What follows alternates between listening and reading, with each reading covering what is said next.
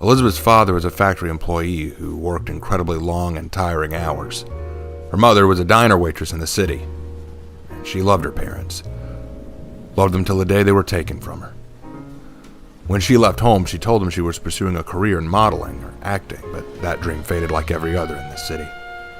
The life she'd led was one she knew would bring tears to her parents' eyes, so she kept them at an arm's length, always. It was one of the things Elizabeth regretted most now that they were gone, that she hadn't kept them closer. But through this, she'd grown an appreciation for and ease with the silence and solitude of being alone. So whenever James Troy said he wanted to go on a stakeout alone, she would simply ease into her mode of isolation, or rather, she would try to. But for an odd reason, it felt a bit less easy when it was James going to do his own thing, or sneaking off into a dangerous place she knew could get him killed.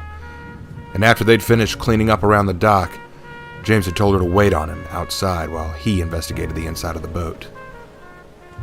"If you hear gunfire inside, or I don't come out for an hour, don't look for me. Just get the police," he said. It surprised her that police hadn't showed up already. Where were they? Gunfire on the docks? Shouldn't somebody have reported it or called it in? Shouldn't there be cops on the scene already? It was suspicious, and she didn't like it. She didn't like it one bit. These were Nazis, trained soldiers from Germany. What were they here for? What did they want?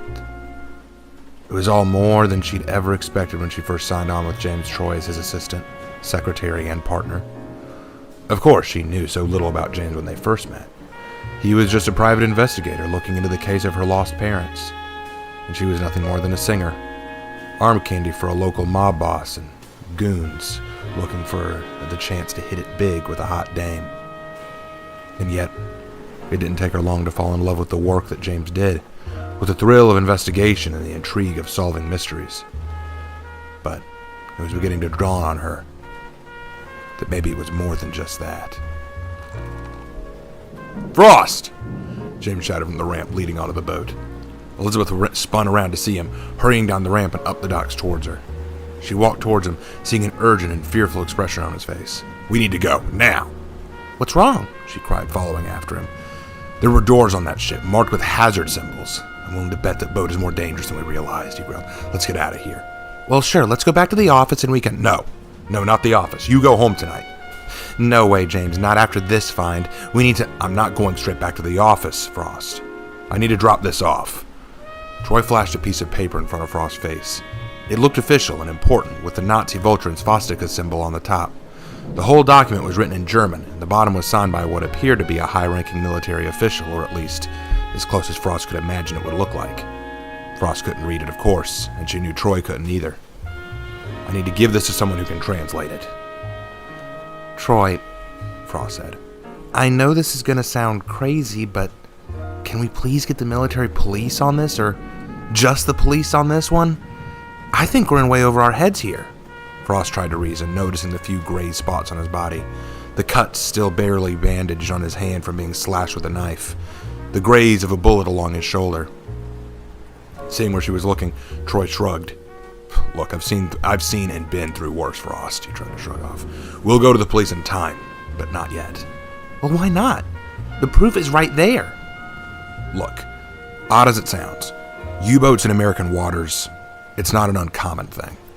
They patrol our shores constantly. And just seeing one in the docking area might ruffle feathers, but no one's going to see it as an aggressive act yet.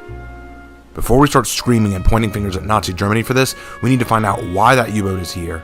And to do that, we need to know what this document says. And that's why I need them translated." All right, Frost finally conceded. "I just wish I could help somehow." "Help? You can," Troy urged. "Hurry back home. I'll drop you off near there. And go inside, lock the doors, and stay quiet." Now Frost looked worried. "That's awfully paranoid, James. Haven't you noticed that there are no police around already? No one came. Obvious gunfire in the docks and no one heard it. No one reported it. No police on the scene. There are lots of reasons why that could be, Frost. One option is maybe the people around here are in on it. A little paranoid, but crazier things have happened. Another option could be the police aren't exactly on our side. I don't want to be seen as a conspiracy nut, but it's a possibility. And Frost smiled at that and then pointed out, or it could just be the fact that it's the middle of the night in a dangerous part of town. Gunfire isn't that unheard of. Well, Troy smirked back, but then sighed. I'm not taking chances. Not with you. Until I know more, we play this safe.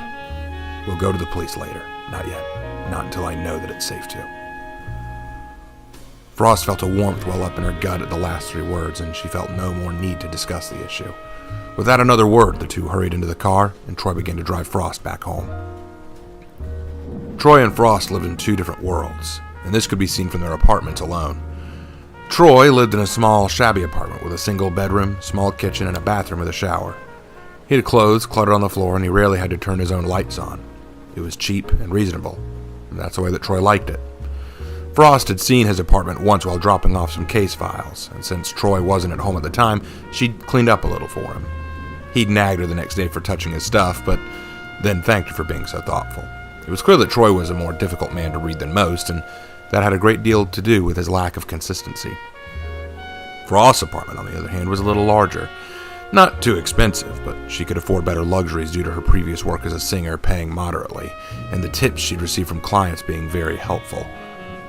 It also helped that during the Prohibition she'd taken jobs and performance roles for some less than reputable people, including the Mafia. But to Frost, money was money, even if it was a little dirty. She knew that Troy would never have approved of this, but it was all a single woman could do to get by these days, especially when a depression is keeping the world on its knees. Her apartment had a living space with a kitchen area next to it, a single bedroom just apart from the living room, and a well-sized clean bathroom. She loved her bathroom more than any other room in the apartment because of the tub. The tub was large and easy to fit in for her, and she could lay in the water and soak for hours if she wanted. After being dropped off back at her apartment, the first thing she did was strip and get into the tub to soak away the pain of the last few hours. Being shot at, held hostage, discovering a real U-boat docked in Major City. It was all more than she'd ever thought she'd be able to deal with, at least not in one night. Her mind kept drifting to when the Nazi had been holding her at gunpoint. James had never taken his eyes off her. His gun had stayed trained, waiting to kill the German son of a bitch. And he was a fantastic shot, way better than she was. Was he scared he'd hit her? Did he hesitate for her sake? She genuinely hoped so. And then there was what he had said before getting back into the car. He didn't want to take chances with her on the line. Moron, Frost giggled. As she unplugged the drain, allowing the water to be sucked away, she stood up and got out of the water. She began to dry herself, and she wrapped a towel around her body. Her wet hair matted itself to her neck and shoulders, and she began to wrap a towel around that too. But before she could finish, she was interrupted. "Who on earth?" she whispered in disbelief. "I'll be there in a minute." All right, just hold on a second," she shouted at the door. Finally leaving the bathroom, she placed her hand on the doorknob, but before opening it, she looked through the peephole. Standing there, looking very impatient, was James Troy, his hat covering part of his face. She opened the door and Troy barged in quickly, slamming it behind him and locking it. He then grabbed Frost and pushed her back into the room. "Shut up and don't talk," he hissed. Elizabeth's heart was pounding as he kept his hand on her shoulders and pushed her back to the living room area. She sat down on the couch, holding her towel over her chest, as Troy began moving around the room furiously and quickly, his hands skimming her counter and his eyes scanning the room. What is going on with—" "I said don't talk!" he nearly shouted. Elizabeth fell silent again and waited, pouting a little at being left out of the loop. After a long and tiresome wait, Troy finally returned and sat down next to her. "Okay, sorry. Didn't mean to scare you." "I'm not scared, James. I'm confused. What are you doing here? And why were you searching my apartment?" Troy reached into his coat and pulled out a small black device and handed it to Frost. "Do you know what that is?" No, I can't say I do." "This is a microphone. I ripped it out of my bedside table when I got home. It's connected to a dictograph somewhere." "Wait, your apartment was bugged?" Frost cried. "But how? Why?" "Could be an old enemy. Could be that guy from the docks working the Nazis. Could be the police wanted to keep an eye on me. I don't know.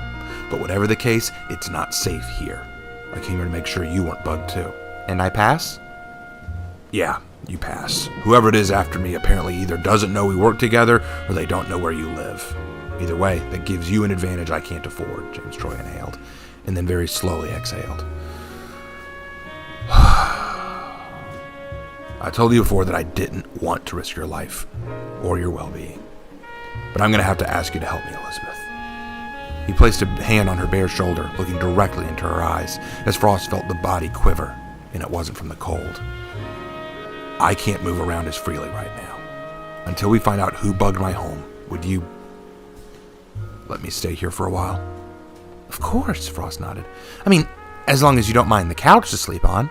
I don't mind at all, but this is the safest place I could think of. Well, looks like I'm coming to your rescue again, she smiled. But if you can't move around freely, how will you get the document translated? And how will you get stuff from your apartment? Do you want me to run down it? No, Troy interrupted. I've already got the document to a friend who will translate it for me. As for my tools and gears, I'll sneak back there for them later. If you go there, then whoever's eavesdropping on me will be able to connect you to me, and I can't risk that. That's too dangerous right now. If we go someplace together, it has to look natural. You can't look like we're involved in this case. I'm sorry, Frost. You'll have to be a sleuth for me. James, Elizabeth whispered. This is getting really dangerous. U-boats, Nazis, now dictagraphs. Look, I know you dismissed it before, but it is time to bring the authorities. This is over our heads. Well, now, like I told you, we will. Once I know which authorities we can go to. Right now, there are too many variables we can't afford to overlook. I don't trust the police right now. They're about as corrupt as they come. The police have access to dictagraphs too, and could easily be the ones who bugged my apartment. Not only that, but they're the ones who didn't allow themselves to get involved in the deaths of Pablo Gutierrez in the first place, which is why we started this investigation. Why did they back off? Were they bribed? Or are they in on it? Why didn't they show up after the shootout? Were they called? And if they were, did they care? Until I know for sure what's going on with them, I can't trust them with this. Then how about the military office? Couldn't they do something? Well, I'd like to get the document translated first.